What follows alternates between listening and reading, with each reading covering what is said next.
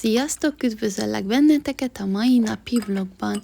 A mai vlogban megmutatom nektek, miket főztem a nap folyamán. Ezután elmentünk egy kisebb bevásárlásra, és azt is megmutatom, hogyan telt a napunk. Tartsatok velem!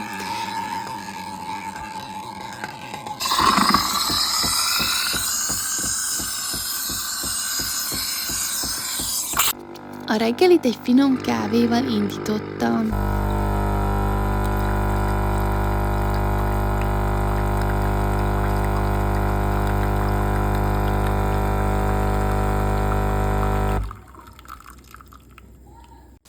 Cukor helyett folyékony édesítőt használok jelenleg.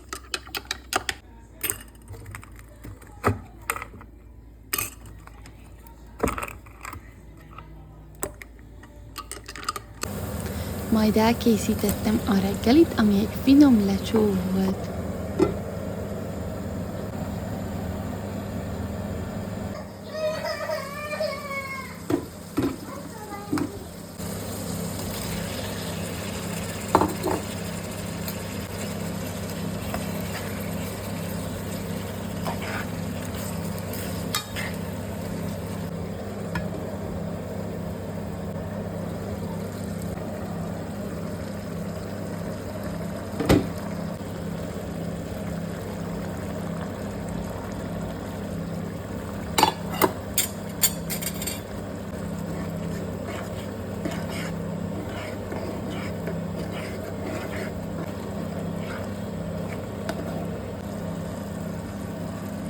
Én így készítem a lecsót, szerintem isteni finom lett.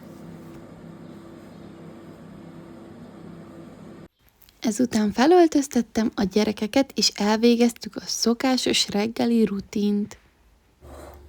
Az ebéd barackrémlevesből áll, és spagettiből, illetve magamnak készítettem egy alakbarátabb verziót cukkiniből.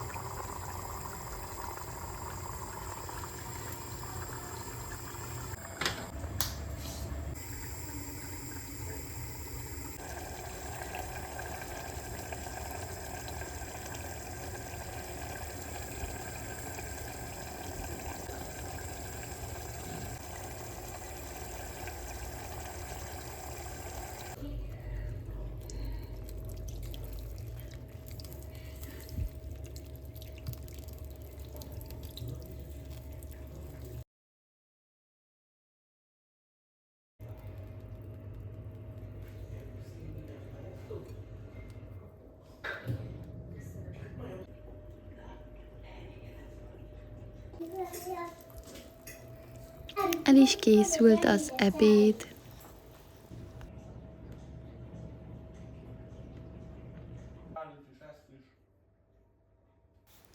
Ezt a testpermetet a Lidl-ben vettem, többféle illatban is kapható volt, mindegyik nagyon jónak tűnt, de én végül ezt választottam. Ezeket a könyveket is szintén a Lidl-ben találtam, nagyon hasznosak a gyerekek számára, mert különböző élethelyzetekben segíthetnek nekik ezek a történetek. Ezek a könyvek is megvannak már nekünk, ezeket még korábban vásároltam. Ezt a levendulás illatosítót a Pepco-ban szereztem be.